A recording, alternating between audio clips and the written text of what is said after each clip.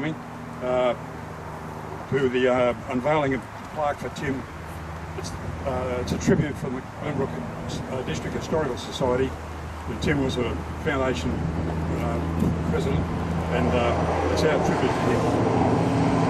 Before I start, I say Glenbrook and District Historical Society recognises the Aboriginal people of the Durek tribe and the custodians of the land in which we meet. We pay our respects to the elders past and present. I want to welcome all the guests here today, Jan and the family.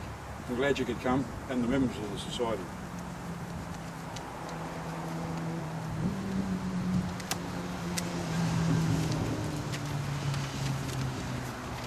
Just an outline of the life of Tim, which was a pretty full life.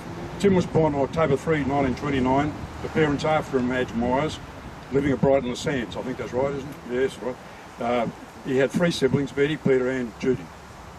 The family moved to Glenbrook in 1933 to Pierre, a house in Cowdery Street, which had been a weekender built in 1911. Tim lived there for the rest of his life. Tim's brother Peter died in 1936 of diphtheria, an event that greatly affected him. He attended the Glenbrook Public School and later the Plaque Intermediate High School. During this time, Tim had built up a great knowledge of the area, and it served him well in later life. With the formation of the Merrymakers, a local concert group in 1941 to raise funds for the World War II Comfort Fund, Tim worked behind the scenes, moving scenery and operating the curtains. Glenn Rowe, who was an important part of the team, always respected his work and remained a friend for life. Tim was always around, and he found parts that fell off the RAAF aircraft that crashed in 1941 in Clifton Avenue. He found a part of the wing and stored it under the house until his father both buried it, worried about termites. In 1942, Tim joined the 1st Bushfire brigade headed by George Bunyan. His knowledge of the country was often used to assist finding people lost in the bush. The brigade was Fire Brigade in 1953. Tim then worked with other mountain bushfire brigades. After the severe 1968 bushfires, the Glenbrook and Lapston Bushfire Brigade was formed in 1969. Tim served as a senior duty officer in 1973 and 1975 to 1976. He served as captain from 1976 to 1983. He was awarded 3 Bushfire Brigade medals. Tim was also heavily involved in the Scout movement. After starting as a cub and working his way up and leading the first Glenbrook Scouts, he was known as Skip. Many of the group became Queen Scouts, a fact which made him very proud. He handed over to Ray Rawson, who carried on the good work. He was a member of St Peter's Church and served as a rector's warden.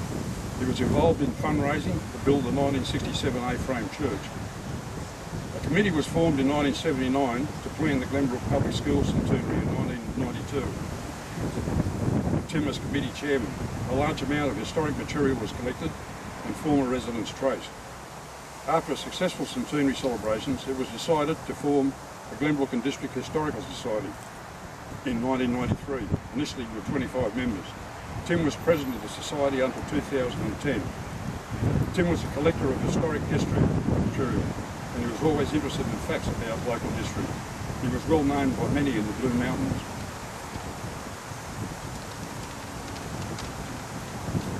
He started a program of history walks in the area, which was handed over to Doug Knowles. He always attended the walks until his health stopped him. It has been one of our most successful projects. Tim didn't mind dressing up for events ranging from a bride to historic figures. Glenbrook was a more sociable place in those early days, and many events and parades. Tim also loved model trains and had a large collection. When the museum opened in 2014, much of Tim's collection was put on display. He would be there to answer any questions from the public about Glenbrook and its old residents. He was the society's historian.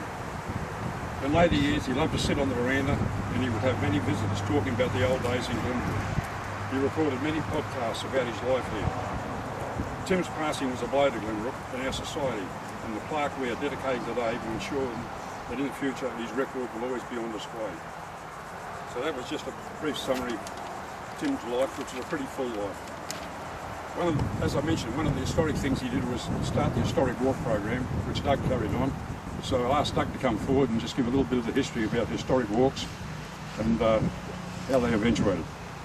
Yes, about 15 or so years ago, Tim said to me one day, perhaps we should make a program of 3 or 4 walks, history walks that we could do around close into the town or something like that. And I said, yes, that's a good idea. What do you suggest? So we made up a program consisting of 4 walks, a couple of railway walks and the Lee Weller story there. And Tim did a very good job of telling the Lee Weller story, and also the link to the Wood family and the work that the Miers family did to maintain the murder site for many years. So Tim did a good job of telling those stories and participated in the walks program until he could no longer walk. And at that stage, of course, Tim got put in charge of morning and afternoon tea. So after the walk, Tim always made sure that the billy and kettle were boiling, and we'd have a cup of tea while I did the commercials for the next history walk. And the history walks program built from the original 4 or 5 walks through to about 15 walks. Some particular years we did as many as 15 walks. And of course we charge money for the privilege of coming on these walks and being introduced to the history. And that raised a lot of money for the society, for which I always thank the participants. Now while I'm here, of course, I must do a commercial on our history walks for next year.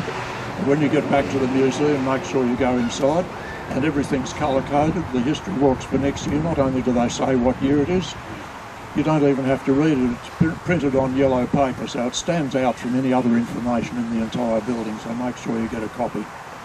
So with those few remarks, and it was really good with Tim's help, which, as I say, he helped with walks until he could no longer walk. I think that sums it up, doesn't it? So what's next, Dennis? Over to you. Yes, the history walk, we had sheets and sheets of planned history. Start at one point of Glenbrook in the morning, in the hour of afternoon go over the other side of the road and go well over there. So that's how thorough he was in designing the Christmas walk, the history walks. Elizabeth will come forward now and give us a brief description of her working with Tim on the committee for the Skills Centenary and what sort of an operator he was. Elizabeth told me he was a guy that liked to delegate, and I don't know how I'll go with this thing. Just pretend it's an ice cream. Okay, pretend it's an ice cream. Can you hear me anyway? In 1979, Frank Lee, the then headmaster of Glenbrook Public School, called a meeting for people who might be interested in forming a committee to work towards celebrations for the school centenary in 1992. A committee was formed and Tim was to be our president from then for the next 13 years. We all worked very hard at the time, raising funds and holding functions like back to Glenbrook days for old residents. Tim knew all the right people to invite from those who had moved away. Most, if not all, were all too ready to return and talk about old Glenbrook in general, not just their school years. That was the beginning of the present historical society. To raise funds, we sold teaspoons, drink coasters, tea towels, t-shirts, a centenary one, and I vaguely remember a Life Be In It one too. We also sold whiskey port, although how we got around that with no liquor licence, I have no idea. There were also badges and teaspoons and of course Rails, Roads and Ridges, our first book. For the centenary we had a most marvellous dinner dance at the bowling club. We could have done with a bigger venue, but we wanted to stay local, so the club was it.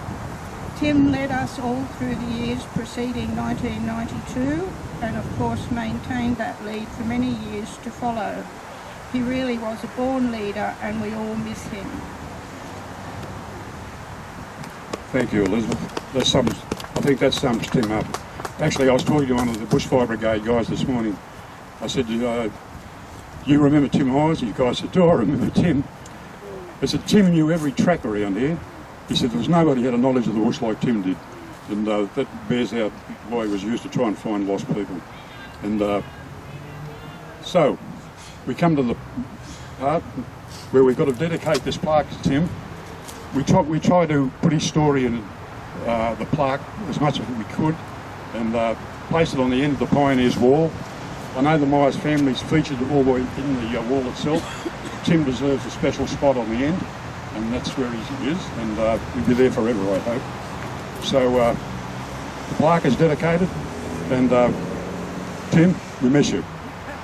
Okay, thank you very much.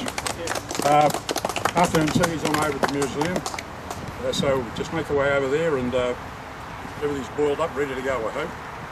Thank you. Just thank you all for being such wonderful friends to Tim.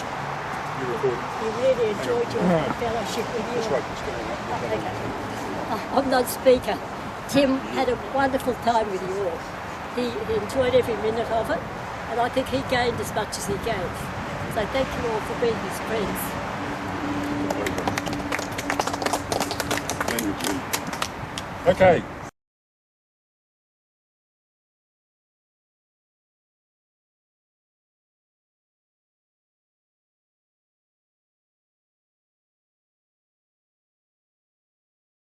To have the hair short and confident, don't care about all the other girls at school. Bushfire.